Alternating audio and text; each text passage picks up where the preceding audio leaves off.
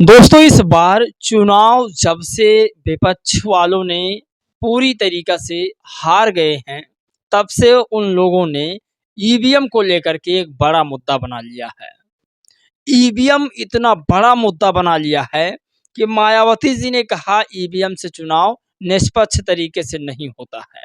अब सोचिए, बसपा ने कहा ईवीएम चुनाव निष्पक्ष नहीं होता है, अखिलेश यादव ने कहा चुनाव ईवीएम से निष्पक्ष नहीं होता है, राहुल गांधी कांग्रेस के नेताओं ने, वहीं तमाम बहुजन समाज के नेताओं ने कहा सबसे बड़ी चीज चुनाव ईवीएम से ना हो, एलन मस्क का भी कहना है।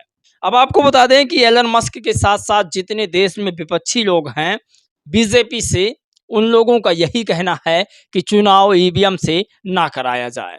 आपको बता दें मायावती जी का आज जो फैसला है वो आपके सामने हम रखेंगे। वहीं सबसे बड़ी खबर, संविधान को खतरा किससे है ये भी आपको जानना होगा। चंद्रशेखर जी को लेकर के एक बड़ी अपडेट आई है, बहुत बड़ी अपडेट, और ये खबर लगातार वायरल हो रही है। खबर ये है कि चंद्रशेखर जी भीमनगर जो अभी संभल है, जो दंगा वहां पर हुआ है शाही मस्जिद को लेकर के, उस जगह पर वो जाने वाले हैं।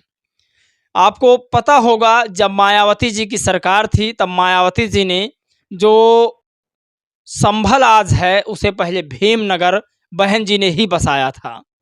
भीमनगर का नाम बहन जी ने ही दिया था। एक नए जिले का निर्माण किया था जिसका नाम बहन जी ने भीमनगर रखा था। बहन जी की शासन चली और शासन चली जाने के बाद अखिलेश की शासन आई। अखिलेश ने उसे भीमनगर से बदलकर उसे संभल कर दिया। अब संभल में इस समय तमाम तरीक़ा से जो है गोलाबारी, बमबारी, फूंक, अफरा तफरी मची हुई है। तो आज इस पर बातचीत करेंगे। चंद्रशेखर को लेकर बड़ी खबर है, उस पर भी बातचीत करेंगे। चलिए आज की वीडियो हम शुरू करते हैं। नमस्कार दोस्तों, मैं हूं पराग और आप सभी का एक बार फिर से बहुत बहुत स्वागत है। साथियों, आज की सबसे बड़ी खबर यह है कि चंद्रशेखर आज़ाद भीमनगर प्रेजेंट टाइम संभल जिला को जाने वाले हैं, मुसलमानों से मिलने वाले हैं। दरअसल जो वहां पर मस्जिद बनी है वहां पर हिंदुओं का दावा है कि उसके नीचे सनातन मंदिर है। ये तमाम हिंदुओं का दावा है। बौद्धिज्म का दावा है कि बौद्धिस्ट मूर्ति वहां पर निकल सकती है, लेकिन बौद्ध धर्म को मानने वाले पढ़े लिखे लोग हैं, दंगाई फसादों में नहीं पड़ने वाले हैं।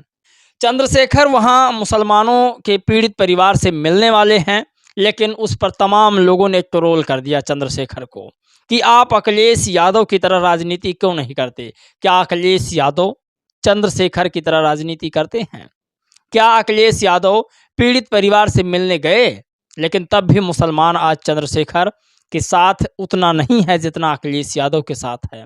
सोचिए, आज खबर चंद्रशेखर को लेकर के, मायावती को लेकर के, सबसे बड़ी खबर ईवीएम को लेकर के है। ईवीएम में मावन वेशराम जी ने कहा कि ईवीएम बैन होना चाहिए और करड़ी सेना के तमाम लोगों ने कहा ईवीएम बैन होना चाहिए। मायावती जी ने कहा, अखिलेश यादव, राहुल गांधी और मनजीत सिंह नौटियाल, चंद्रशेखर और भीमसेना के जो राष्ट्रीय अध्यक्ष हैं सतपाल तंवर, तमाम लोगों ने कहा ईवीएम देश में निष्पक्ष चुनाव नहीं करा रही है। तो ये मुद्दा ही है, लेकिन आप सोचिए राजनीति में एक नया माहौल आ चुका है बागेश्वर धाम वाले बाबा पंडित धीरेन्द्र शास्त्री को लेकर के। तो ये बड़ी खबर है, आज आपको बताएंगे। इनके ऊपर हमला हुआ है और ये हमला कौन करवाया है मुझे भी नहीं पता, लेकिन वीडियो में आपको आगे पता चल जाएगा। मुस्लिम मुक्त भारत चाहिए, अयोध्या के राजू महंत हैं एक जन, जिन्होंने कहा है। हनुमानगढ़ी मंदिर के राजू दास महंत हैं, उन्होंने कहा भारत मुस्लिम मुक्त होना चाहिए। देश में किस भाषा का प्रयोग किया जा रहा है संविधान होते हुए? संविधान सबको बराबर का तो अधिकार दे रहा है, सभी को अपने अपने भगवान में आस्था रखने की पूरी आज़ादी देता है, लेकिन संविधान धर्मनिरपेक्ष है, वो किसी भी धर्म को नहीं मानता है। तो चंद्रशेखर को लेकर ट्रोल हुआ, लेकिन आपको बताएंगे प्रकाश राज अंबेडकर के भतीजे और बाबा साहेब के परपोते, बाबा साहेब डॉक्टर भीमराव अंबेडकर के परपोते विनय रतन सिंह को चुनाव में इस बार कितना वोट मिला था। मैं फिर कह रहा हूं, जब तक कोई एक नहीं हो जाओगे आप लोग, तब तक आप लोग ऐसे चुटकी चुटकी भर प्रसाद पाते रहोगे। देखिए ये हैं राजरतन अंबेडकर। राजरतन अंबेडकर जी 194 वोट कुल मात्र पाए हैं। 194 वोट, आप कल्पना नहीं कर सकते। बाबा साहब चुनाव हारते गए, आज लोग उन्हें पूजते हैं, मानते हैं, उनकी मानते हैं, लिखी हुई बात मानते हैं, लेकिन उनके वंशजों को किस तरह से लोग बहिष्कार कर रहे हैं।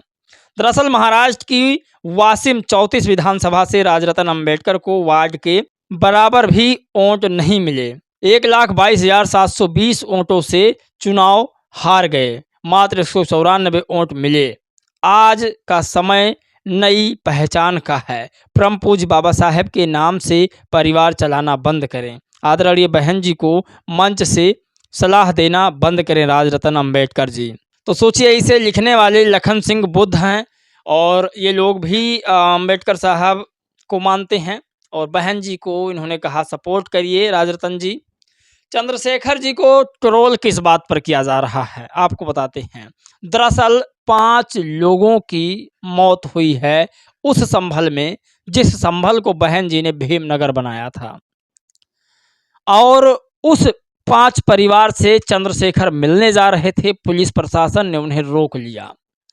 अब लोगों का कहना है कि चंद्रशेखर जी, मुस्लिम प्रेम आपका तो बहुत दिख रहा है, लेकिन क्या दलित प्रेम आप दिखाएंगे? चंद्रशेखर आजाद जौनपुर जाएंगे, जहां पर हत्या के दोषी मुस्लिम समाज के लोग होते हैं, वहां से किनार कर लेते हैं। मैनपुरी में घटना हुई तब भी नहीं गए।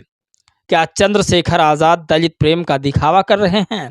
मैंने काफ़ी मामले देखे हैं जहां पर मुस्लिम दोषी होता हुआ नहीं जाते, तो जहां पर मुस्लिम दोषी होते हैं चंद्रशेखर वहां नहीं जाते हैं। पीड़ित फिर चाहे दलित हो या पिछड़ा अति पिछड़ा हो। आपको बता दें, इसे जाटो ऑफ इंडिया ने लिखा है, तो ये बड़ी खबर है।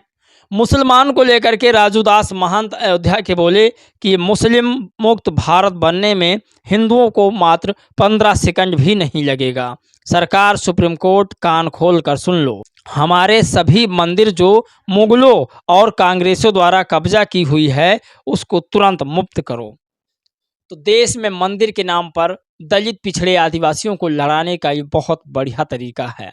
राजूदास महंत जैसे लोग सिर्फ और सिर्फ मंदिर मिल जाने के बाद उस पर कब्जा करते हैं, लेकिन जब तक मंदिर नहीं मिलता है तब तक दलित, पिछड़े, आदिवासी लड़कर मरते हैं। तो मैं पूरे बहुजन समाज के लोगों से आग्रह करूंगा कि ऐसे उन्मादों में ना फंसें, बहुत दूरी बनाकर रखें। पंडित धीरेन्द्र शास्त्री पर हमला हुआ।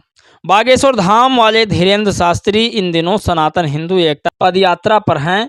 तो आज जब वह झांसी में पद यात्रा कर रहे थे, तब उन पर हमला बोला गया।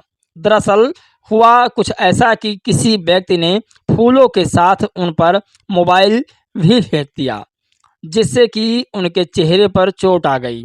और कुछ लोग कह रहे हैं कि फूलों के साथ धोखे में किसी व्यक्ति से मोबाइल छूट गया। सोचिए, सिर्फ उनके ऊपर मोबाइल गिरा था, जिससे पूरे देश की मीडिया ये दिखा रही है कि बागेश्वर धाम वाले बाबा पर हमला हुआ है, और हमारे नेताओं पर, हमारे लोगों को दिन रात गाजर मूली की तरह, आप समझ रहे हैं क्या होता है।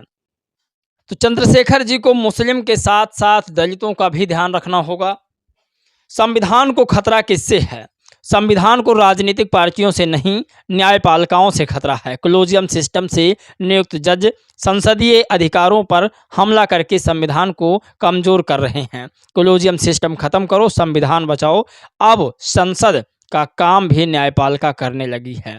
सोचिए, इसे कहते हैं संविधान को खतरा। इस देश में चुनाव बहुत अहम चीज़ है, और चुनाव में ईवीएम मशीन सरकार बनाने के लिए बहुत अहम है। इसी का विरोध पूरे देश के बहुजन समाज के लोग कर रहे हैं, फिर चाहे कोई भी नेता क्यों ना हो, बीजेपी को छोड़ करके। चुनाव आयोग जब तक चुनाव में ईवीएम द्वारा हेराफेरी पर रोक नहीं लगाता है, तब तक बसपा चुनाव नहीं लड़ेगी। चुनाव आयोग क्या बहन जी के बताए हुए रास्ते पर चलेगा? मान लीजिए कभी अगर चुनाव आयोग से या फिर चुनाव में गलती लोकसभा या विधानसभा में होने लगे, तो क्या बहन जी लोकसभा और विधानसभा का चुनाव भी नहीं लड़ेंगी? हमें ईवीएम के खिलाफ अगर प्रदर्शन करना है तो खुल के कीजिएगा। इस वीडियो में दोस्तों बस इतना ही। जय भीम, नमो बुद्धाय।